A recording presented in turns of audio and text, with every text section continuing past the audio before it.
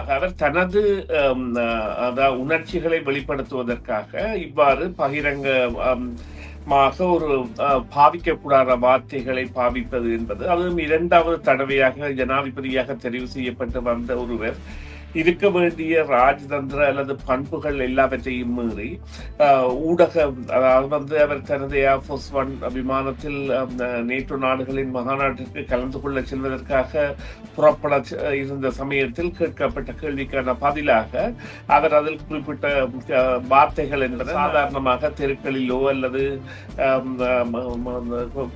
வேறு இடங்களிலோ கோபப்படும் பொழுது பாவிக்கின்ற தூசண வார்த்தைகளாக அமைந்திருந்தது. இது ஆயுதங்களை கொடுக்காமல் விட்டாலே பிரச்சனை முடிந்துவிடும். இஸ்ரேலுக்கு ஆயுதங்களை கொடுக்கின்றவராக இருந்து கொண்டு இவ்வாறாக இஸ்ரேலை கடுமையாக விமர்சிப்பதற்கான தேவை இல்லை என்றால் இஸ்ரேல் அவர்களுடைய கட்டுப்பாட்டுகள் தான் இருக்கின்றது என்பதைத்தான் கூறணும்.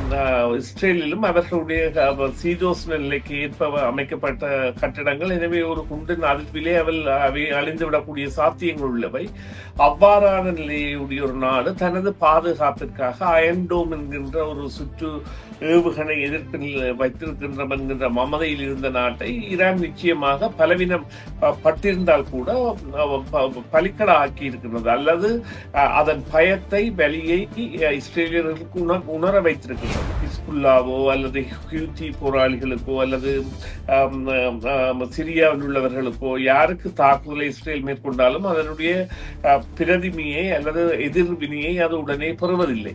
ஆனால் இந்த விவகாரத்தில் ஈரான் என்பது எதிர்வினை செலுத்தக்கூடிய ஒரு தரப்பாக மாறியிருப்பதும் தாக்குதல்களை நடத்தி வருவதும் உண்மை.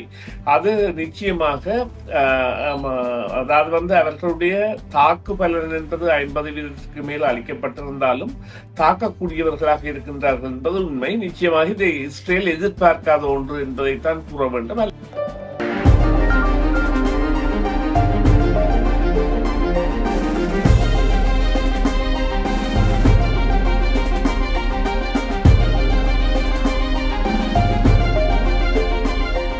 இந்த நேரம் வழக்கம் போலவே நாங்கள் சமூக அரசியல் தடங்களில் மிக முக்கியமாக நிகழும் அதிர்வுகளை, சமகால நிகழ்வுகளை ஆழமாக பேசுவதற்கான நேரமாக இருக்கிறது. அந்த வகையில் முக்கோண போராக இடம்பெற்றுக் கொண்டிருக்கிற பாலஸ்தீனம், ஈரான் மற்றும் இஸ்ரேலினுடைய தொடர்ந்தேர்ச்சியான பிரச்சனைகள் குறித்து நாங்கள் அன்றாடம் உரையாடி கொண்டே இருக்கிறோம். அது குறித்து அதில் மத்தியஸ்தம் வகிக்கிறேன் பேர்வழி என்று அமெரிக்கா நிகழ்த்துகிறதான பகடை உருட்டல்களையும் நாங்கள் அதிகமாக பேசிக்கொண்டே இருக்கிறோம். ஆனால் அந்த வகையிலே இன்றைய நாளிலே ட்ரம்ப் குறிப்பிட்டிருக்கக்கூடிய பொதுவழியிலே அவர் பகிர்ந்திருக்கக்கூடிய ஒரு சில கருத்துக்கள் ஒரு விதமான முகம் சுழிப்புக்கு பலரை உள்ளாக்கி இருக்கிறது. பலர் அது குறித்து விசனத்தையும் விமர்சனத்தையும் பதிவு செய்திருக்கிறார்கள். ஒரு அமெரிக்கா என்கிற ஒரு பெரிய நாட்டினுடைய ஜனாதிபதி ஒரு பொது வழியிலே இவ்வாறான கருத்துக்களை பேசுவது என்பது அநாகரிகமான ஒன்றாக தெரியவில்லையா என்று பல அமெரிக்கர்களே சமூக வலைதளங்களில் கருத்துக்களை பதிவிட்டிருக்கிறார்கள். இது குறித்தும் இஸ்ரேல் ஈரான் மீது நிகழ்த்துகிற தாக்குதல்கள் குறித்தும் இந்த போர் குறித்தும் இன்னும் அதிகமாக பேசுவதற்கு இருக்கிறது. சுரேஷ் தர்மாவை இணைத்துக் கொள்ளலாம். வணக்கம் சுரேஷ் தர்மா. வணக்கம் பிரியா. வணக்கம் நேயர்களே.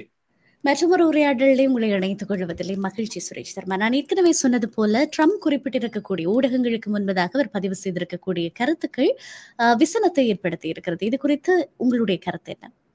நிச்சயமாக அவர் தனது உணர்ச்சிகளை வெளிப்படுத்துவதற்காக இவ்வாறு பகிரங்க ஒரு பாவிக்கக்கூடாத வார்த்தைகளை பாவிப்பது என்பது, அதுவும் இரண்டாவது தடவையாக ஜனாதிபதியாக தெரிவு செய்யப்பட்டு வந்த ஒருவர் இருக்க வேண்டிய ராஜதந்திர அல்லது பண்புகள் எல்லாவற்றையும் மீறி ஊடகம், அதாவது அவர் தனது ஏர்ஃபோர்ஸ் ஒன் விமானத்தில் நேட்டோ நாடுகளின் மகாநாட்டிற்கு கலந்து கொள்ள செல்வதற்காக புறப்பட இருந்த சமயத்தில் கேட்கப்பட்ட கேள்விக்கான பதிலாக அவர் அதில் குறிப்பிட்ட வார்த்தைகள் என்பது சாதாரணமாக தெருக்களிலோ அல்லது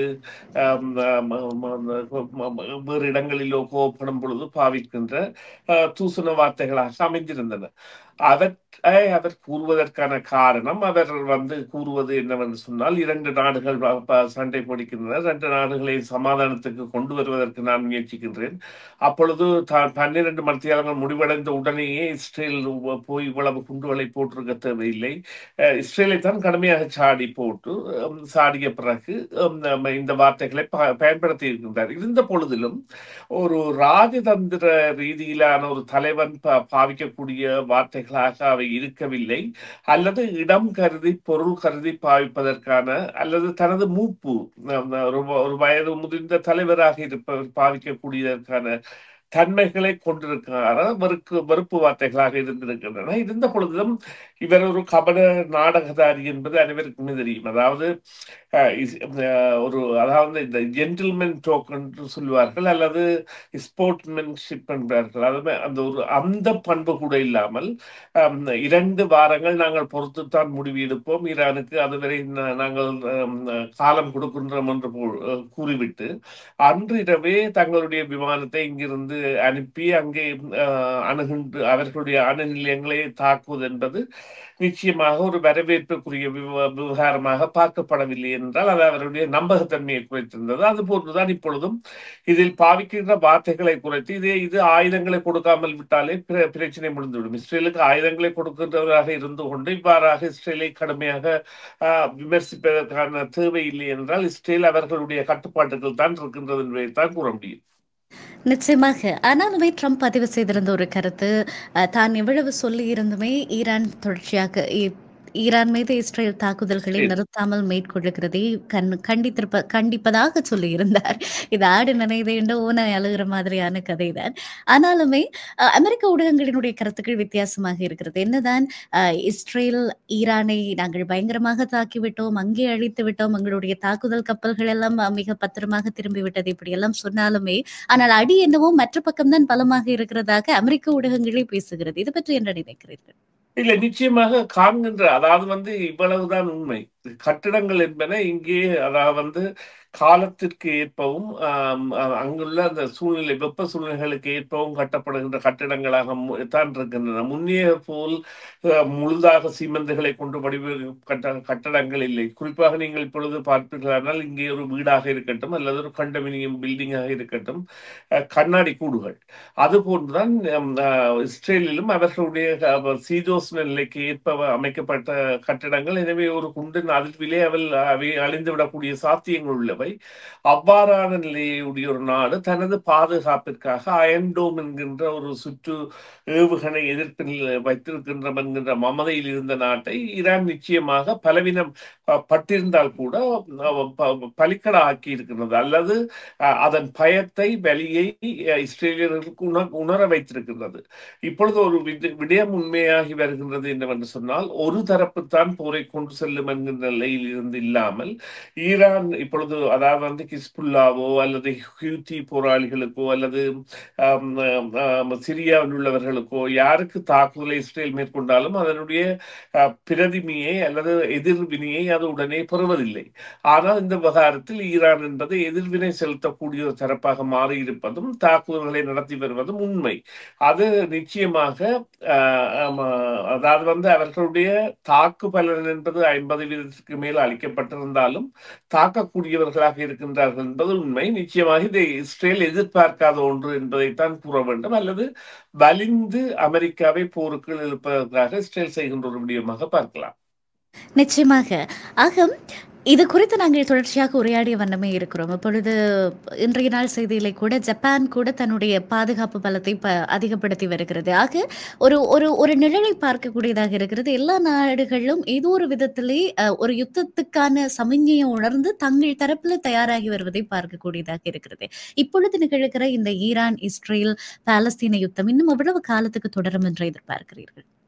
நிச்சயம் அது கூற முடியாத ஒரு கேள்வி. அதாவது போர் நிறுத்தம் என்பது எவ்வளவு காலம் செல்லும்?